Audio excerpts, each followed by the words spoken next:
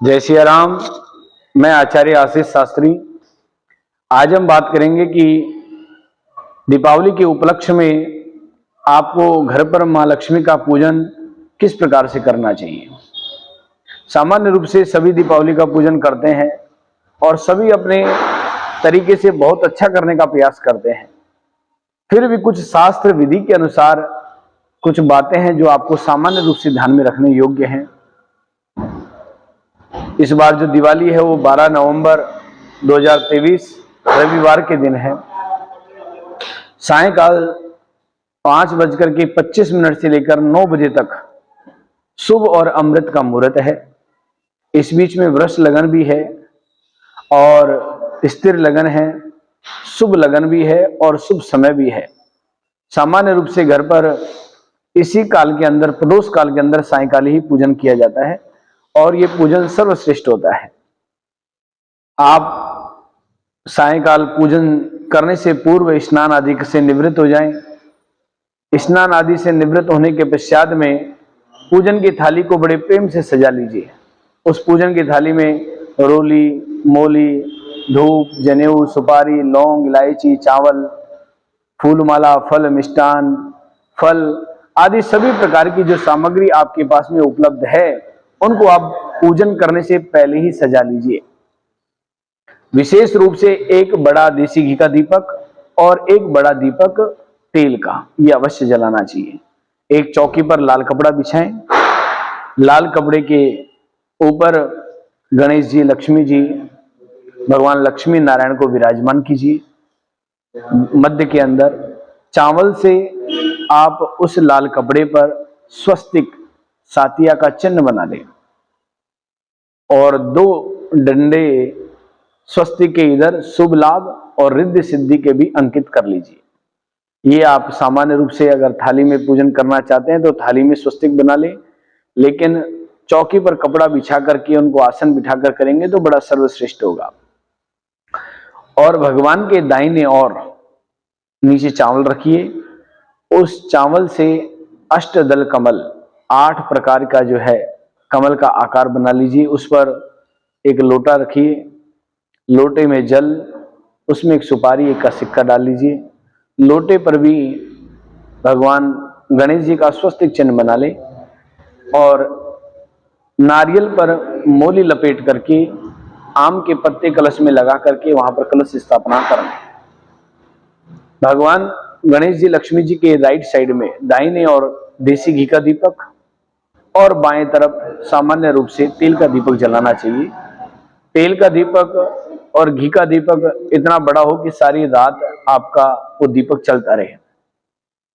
सर्वप्रथम गंगा जल से मिला हुआ जल एक लोटे में रखकर पे और सबके ऊपर छिड़के और आचमन करें।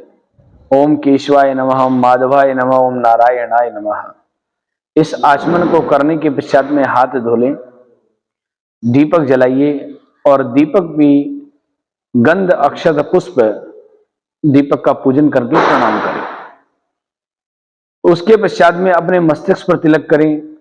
परिवार के जितने भी सदस्य बैठे हुए हैं सब पर तिलक कीजिए। ये तिलक अलग से कटोरी में ले लीजिए, अपने ले लीजिए और भगवान के लिए तिलक अलग हो। आप धर्मपत्नी सहित पूजन कर रहे हैं तो आपकी धर्मपत्नी आपके राइट साइड में बैठनी चाहिए, आपके दाहिने ओर।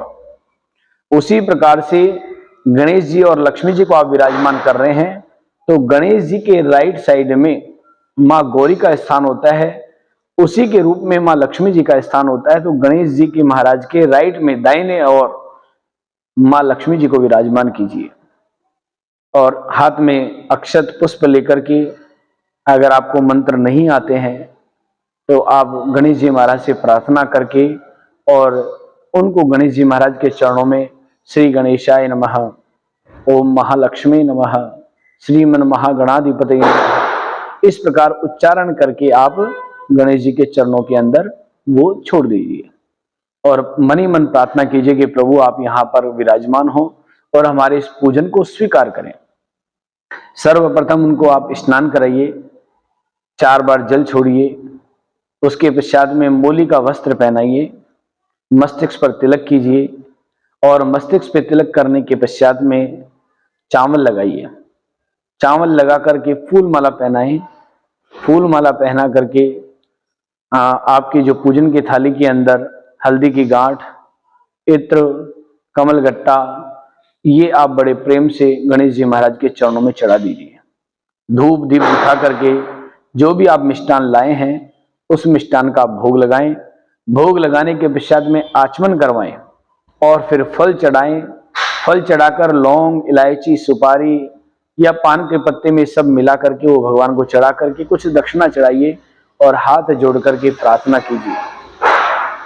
अगर आपको प्रार्थना का मंत्र आता है तो बहुत अच्छी बात है, नहीं आता है तो गणेश जी महाराज से आंखें बंद करके प्रार्थना करें कि रिद्धि सिद्धि के स्वामी, शुभ लाभ के देवता, आप हमारे यहाँ पर इसी प्रकार का निवास करें। ऐसा कहकर के आप उन्हें प्रणाम करें और प्रणाम करके पुष्प उनके चरणों में छोड़ दें। सबसे पहले गणेश जी महाराज का पूजन करना चाहिए, गणपति जी महाराज और गौरी का।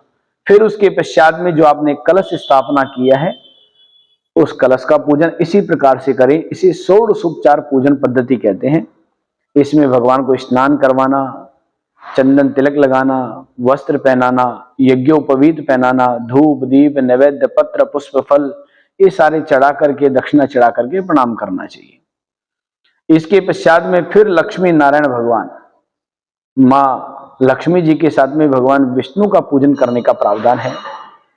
सब लोग जो है गणेश जी और लक्ष्मी जी का पूजन एक साथ कर देते हैं, लेकिन गणपति जी महाराज और गौरी का पूजन एक साथ किया जाता है। और फिर कलश के साथ में जितने भी आपके मंदिर में स्थापित देवता हैं, ठाकुर जी महाराज हैं, भगवान भोलेनाथ जी विराजमान हैं, आपके इष्ट देवता है भगवान श्री रामचंद्र जी महाराज विराजमान है, उन सब का पूजन करना के विधान है।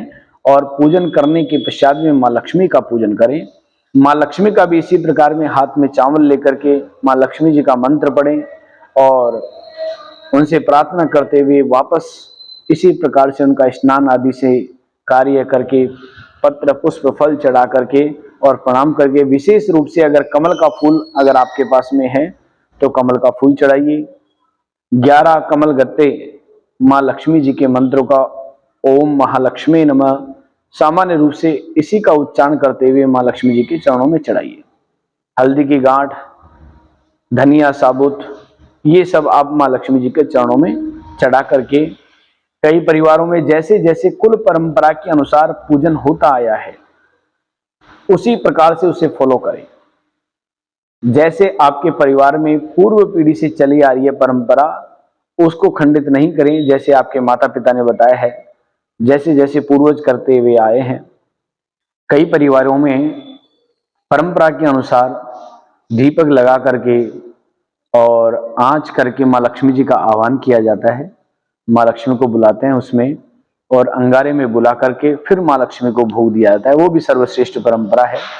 उसके अनुसार भी माँ लक्ष्मी को भोग लगाएं और भोग लगाने के पश्चात में माँ को प्रणाम करें, प्रार्थना करें कि माँ लक्ष्मी सदैव हमारे परिवार पर कृपा बनाए रखें, आपका सदैव वास हो। इस प्रकार से प्रार्थना करके फिर आरती करनी चाहिए। पहले गणेश जी महाराज की आरती करें और फिर महालक्ष्मी जी की आरती करें। इतना कार्य करने के पश्चात में आरती करने के बाद जो लोटा है जल का वो आरती पे घुमा करके भगवान पर जल छिड़के और स्वयं सभी पूरे परिवार पर जल छिड़के पुष्पांजलि के मंत्र चढ़ा करके फिर माँ को साष्टांग दंडवत प्रणाम करें। इस पूजन के अंदर कमलगट्टा, कमल के फूल, कौड़ी और धनिया, हल्दी की गांठ माँ लक्ष्मी जी के चरणों में अवश्य चढ़ाएं, ये चढ़ाना ना भूलें। विशेष रूप से आपकी तिजोरी के अंदर कोई स्वर्ण मुद्रा है, चांदी के सिक्के हैं, वो भी उस पूजन के अंदर सम्मिलित अवश्य करें और उनको करने के पश्चात में फिर आप वापस तिजोरी के अंदर रख सकते हैं। ये सारा पूजन करने के पश्चात में अगले दिन फिर माँ का प्रणाम करने के बाद एक लाल कपड़े के अंदर, छोटा सा लाल कपड़ा, उसकी एक पोटली बनाएं जिसमें हल्दी की गांठ हो, कमल गट्टे हों, कमल के बीज हों और थोड़े से चावल, 1 का सिक्का और धनिया साबुत, ये सारी चीजें थोड़ी थोड़ी मिला करके और माँ के चरणों से लेकर के आप उसे बांध करके अपने जहां पर आप पैसे रखते हैं, गुल्लक रखते हैं, उस स्थान पर आप रख लीजिए। निश्चित रूप से वो स्थान में कभी भी आपका खाली नहीं रहेगा, हमेशा बरकत होगी और माँ लक्ष्मी का सदैव वास रहेगा।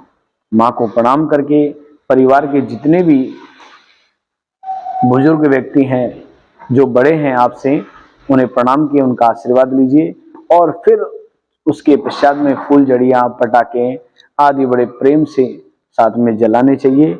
इस प्रकार से दीपावली का पर्व आपके लिए मंगल कारक सिद्ध होगा। इस विधि के साथ अगर आप पूजन करते हैं, बड़ा सर्वश्रेष्ठ है। पूजन करते समय आपका मुख पूर्व दिशा की ओर हो, भगवान का मुख पश्चिम दिशा में हो। आपके मकान के अंदर आप खड़े हो जाएं और वहां से नॉर्थ ईस्ट डायरेक्शन, ईशान कोण के अंदर जो कमरा हो या आपने जो मंदिर बना रखा है, उस स्थान पर वहां पर पाटा लगा करके पूजा करें। ऐसा करने से निश्चित रूप से माँ लक्ष्मी सदैव आपके घर पर वास करती है और कृपा बनाए रखती है। जय सिया राम। बहुत बहुत धन्यवाद। आप सभी को संपूर्ण परिवार सहित दीपावली की बहुत बहुत हार्दिक शुभकामनाएं।